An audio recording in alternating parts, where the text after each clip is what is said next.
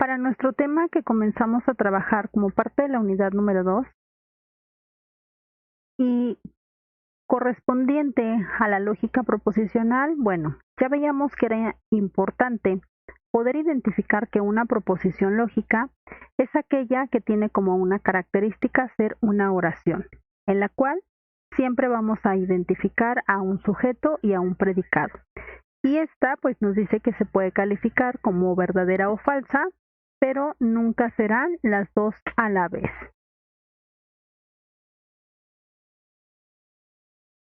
Dentro de las clasificaciones de proposiciones que nosotros podemos encontrarnos, existen dos diferentes. Unas de ellas conocidas como anatómicas o simples, que es aquella que no contiene ningún conectivo de enlace. Cuando nosotros tenemos entonces un enunciado y en este se ve involucrado un sujeto y un predicado, podemos decir que se trata de una proposición simple. Cuando nosotros queremos efectuar una traducción de este tipo de proposición, es importante entonces que con letra mayúscula identifiquemos al sujeto del cual nos habla nuestro enunciado y esta será la traducción o el símbolo que utilicemos para realizar nuestra traducción. Por ejemplo, si para este primer inciso que nosotros tenemos aquí nos dice Carlos Fuentes es un escritor, la persona o el sujeto de quien nos habla sabemos que sería Carlos. Por lo tanto, todo ese enunciado yo lo puedo transformar únicamente a una letra C que tiene este significado. Si en el caso del segundo ejemplo ahora nos dice la ballena es roja, también podemos darnos cuenta que existe su sujeto y su predicado. Por lo tanto, a la hora de efectuar la traducción, solamente lo haremos con una letra mayúscula del sujeto, que para este caso pues sería nuestra ballena. Para nuestro siguiente ejemplo, donde nos dice la raíz cuadrada de 49 es 7, el sujeto del que nos está hablando a nosotros, pues nos dice que se trata de la raíz cuadrada de 49. Que bueno, yo en este caso pudiera efectuar la traducción como una R. Para el siguiente ejemplo, tenemos ahora Alfredo es flaco. Por lo tanto, se puede traducir con una letra A. El zapato es verde. Podemos efectuar su traducción con una letra Z. Claudia va al cine. Nuevamente con una letra C. Ahora bien, si para estos enunciados que yo tengo aquí o que estoy clasificando como una proposición simple, no quiero utilizar ninguna de estas letras mayúsculas que corresponden al sujeto, se pueden utilizar algunas otras. ¿Cuáles? Pues la letra R, la letra T, la letra que ustedes gusten o la letra que ustedes consideren trabajarla.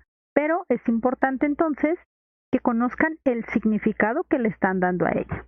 Si por ejemplo, para el primer inciso donde nos dice Carlos Fuentes es un escritor, yo lo quiero representar con una letra R, pues es válido, siempre y cuando entonces yo defina que esa R es el enunciado, Carlos Fuentes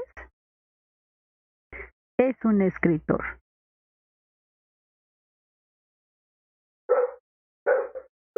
Ahora bien, para el caso de las proposiciones compuestas o moleculares, son aquellas que se van a ver afectadas por un conectivo de enlace. Previamente, ustedes identificaban cuáles eran estos conectivos de enlace, como lo son una O también conocida como disyunción, una I, también conocida como conjunción, un sí, entonces, que es una implicación, sí y solo sí, que es una bicondicional, nuevamente sí y solo sí, que es una bicondicional, y sí, entonces, que es una implicación. Cuando yo identifico este conectivo de enlace, entonces será el que me una a cada una de las proposiciones simples que forman una compuesta. Para el caso de las proposiciones compuestas, pueden existir dos o más proposiciones simples que la estén conformando. Para los ejemplos que nosotros podemos observar aquí, solamente cada uno de estos ejemplos está compuesta por dos proposiciones simples. Y a la hora de poder efectuar entonces una traducción y leer nuestro enunciado, decimos, Andrea va a la escuela. Ese es mi enunciado simple y por lo tanto yo sé que puedo traducirlo con la letra A. O la letra O, sabemos que su conectivo es nuestra disyunción. Yolanda es inteligente. Entonces vamos a traducir con una letra Y. Además de esto, es importante que cuando ustedes vayan a efectuar una traducción, pero ya de una proposición compuesta, comiencen a utilizar los símbolos de agrupación. Si recuerdan, en la parte de teoría mencionábamos que estos signos de agrupación son paréntesis, son corchetes y son llaves. ¿Cómo vamos a utilizar cada uno de estos? Bueno, por lo pronto aquí vamos a hacer uso de unos paréntesis que nos dice que siempre van a agrupar a dos proposiciones simples unidas por un conectivo. Ahora, para el siguiente ejemplo entonces, si me dice el 1 es un número primo y es mayor a 0, observen aquí ustedes que tanto el primer como el segundo enunciado nos está hablando exactamente del mismo sujeto. El 1 es el primer número primo y el 1 es mayor que 0. Como se me está hablando del mismo sujeto en las dos oraciones, por lo tanto, ustedes quizás pudieran utilizar las letras mayúsculas, pero ahora de los predicados, para que esta, no se repita. Ya que si utilizamos para el ejemplo la misma letra, que sería la U de 1, pues no podemos decir U conjunción U, ya que estaríamos hablando únicamente de una sola parte de nuestra proposición. En este caso entonces, si me dice que el 1 es un número primo y es mayor a 0, vamos a elegir la letra P para el primer enunciado, que es un número primo, y la letra C para decir que es un número mayor a 0. Para el siguiente ejemplo, si ahora queremos efectuar la traducción al enunciado, decimos, si Carla es estudiosa, esto lo vamos a traducir con una letra K, entonces nuestro conectivo de enlace pasará el examen. Y nuevamente nuestros símbolos de agrupación. Siguiente traducción. Terminaré rápido, sí y solo sí me doy prisa. Entonces aquí podremos escribir una T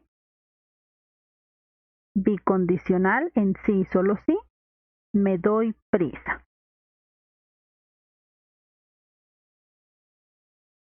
Siguiente ejemplo. Aprenderé matemáticas, sí y solo sí estudio mucho.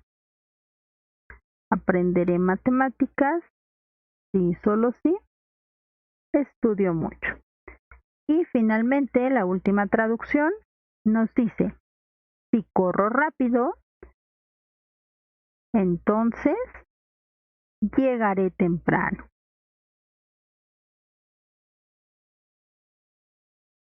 Y esas serían las traducciones correspondientes.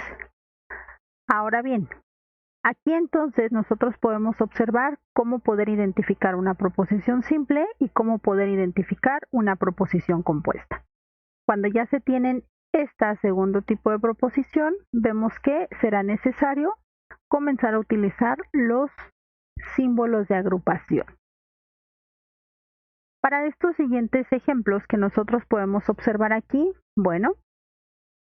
al igual que como lo hacíamos en los ejemplos pasados, es importante que identifiquemos el conectivo monádico o diádico que se ve involucrado para de esta manera poder efectuar la traducción correspondiente. Si para este primer ejemplo que nosotros tenemos aquí nos dice no es cierto, esta palabra que se encuentra aquí lo que hace es negar a la proposición que tenemos enseguida, en la cual nos dice que el plomo es radioactivo.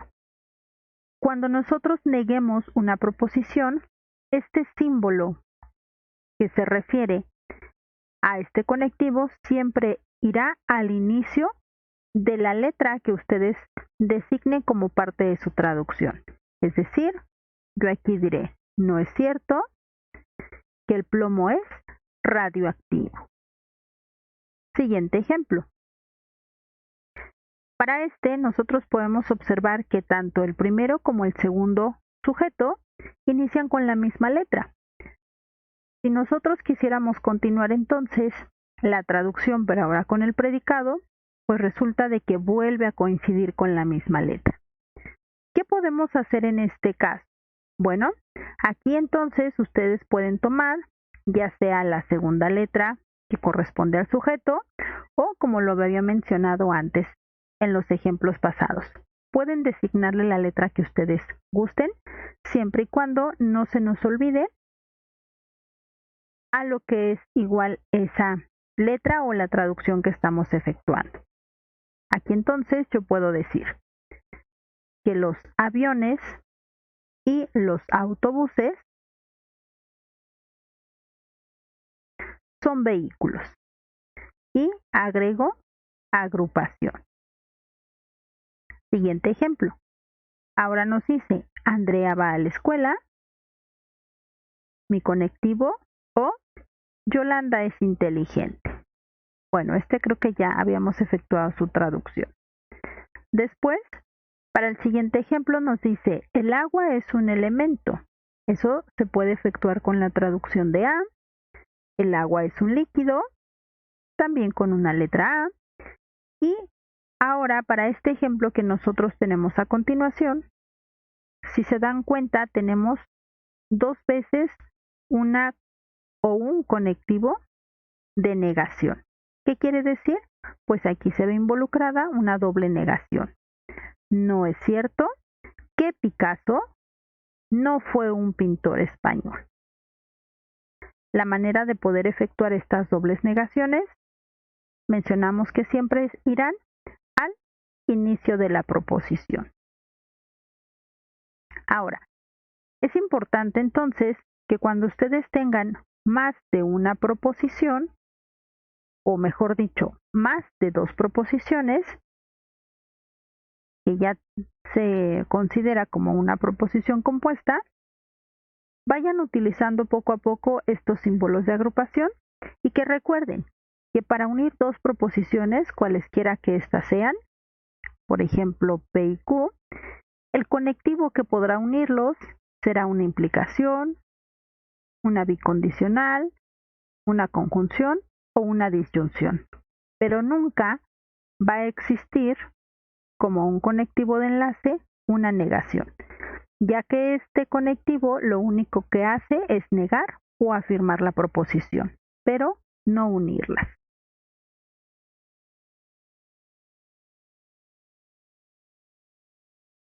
Para este otro ejemplo que nosotros tenemos aquí, si observamos, bueno, pues ya tiene más de una proposición simple o de dos proposiciones simples.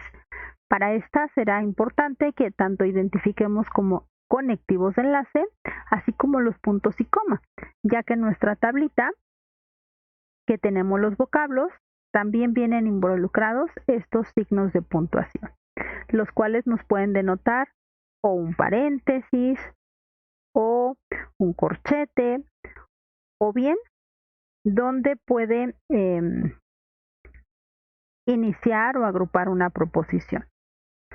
Para este primer ejemplo, entonces, que tenemos aquí, nos dice sí, aquí ya hay un conectivo, sí, entonces. Después, si continúo leyendo, si Juan tomó el tren especial, entonces tuvo un accidente. Y puedo observar que hay una coma. ¿Qué quiere decir eso? Que toda esta primera expresión debo de agruparla dentro de un paréntesis. Viene un conectivo de enlace y si tuvo el accidente, entonces no asistió a la reunión. Aquí nuevamente hay otro conectivo. Sí, entonces. Además de que tenemos una negación de la proposición. Punto. ¿Qué hace este punto aquí? Nuevamente me dice que es el final de una proposición y esto se refiere a otra agrupación. Finalmente nos dice, Juan tomó el tren especial o no asistió a la reunión. Aquí nuevamente nos encontramos con un conectivo de enlace, además de una negación. Y esta palabra que tenemos aquí como luego es la que vamos a identificar como un conectivo de conclusión. Por lo tanto, si yo comienzo a efectuar la traducción de este enunciado, decimos, si Juan tomó el tren especial, entonces estuvo en el accidente. Agrupo. Y si estuvo en el accidente, entonces no asistió a la reunión. Si estuvo en el accidente, para mí era la letra A, entonces la negación de que no asistió a la reunión. Aquí viene otra agrupación, como mencionábamos. Y al haber dos paréntesis, nos dice entonces que aquí ya se considera como otra agrupación más y que ahora serían nuestros corchetes. Punto quiere decir que cerramos y estamos uniendo otra proposición simple. Juan tomó el tren especial o no asistió a la reunión. Juan tomó el tren especial o no asistió a la reunión.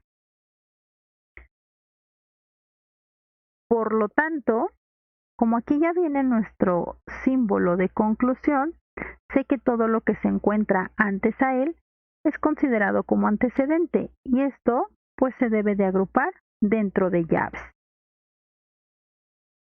Luego, Juan estuvo en el accidente y eso para nosotros era la letra A. Y esa entonces sería su traducción correspondiente a nuestro enunciado. Ahora bien, para el siguiente ejemplo que nosotros tenemos ahí, pues nuevamente, es importante de que antes de que comiencen a traducir, lean una vez el enunciado, identifiquen los conectivos de enlace que podemos encontrarnos, donde existe un punto o una coma que nos pide agrupación o unión de otra proposición para poder utilizar los símbolos de agrupación correspondientes, paréntesis, corchetes o llaves. Si yo comienzo a realizar esta traducción, nos dice el enunciado. Juan tiene muchos amigos, si los quiere y los respeta como individuos.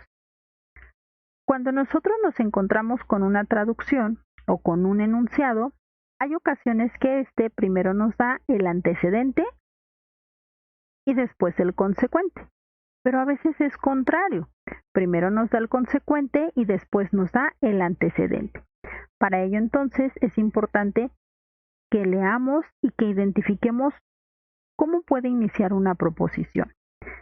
Si ustedes observaron o escucharon, aquí se ve involucrado un sí. Cuando tenemos un sí, quiere decir que continúa un entonces o un sí y solo sí. Por lo tanto, yo sé que esta primera expresión que tenemos aquí sería lo correspondiente a mi antecedente. Y por lo tanto, lo primero que se me está indicando es el consecuente. Es decir, aquí nuestra traducción tendría que ser la siguiente.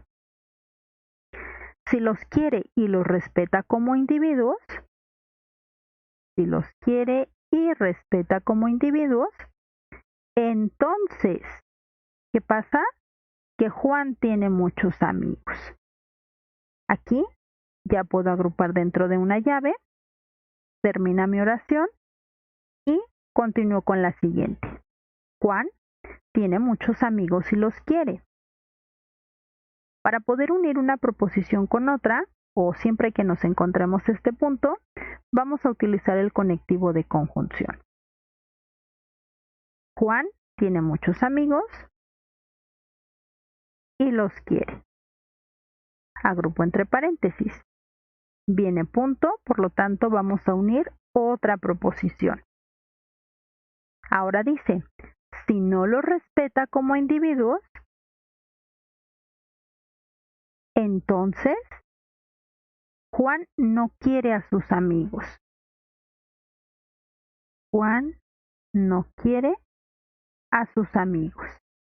Agrupo entre paréntesis y al existir dos paréntesis sabemos que esto se convierte a un corchete. Después nos dice, luego, que es nuestra conclusión, Juan tiene muchos amigos si los respeta como individuos. Y aquí nuevamente, ¿verdad? Primero se encuentra el consecuente y después está el antecedente. Por lo tanto, a la hora de traducir decimos, si los respeta como individuos, entonces Juan tiene muchos amigos.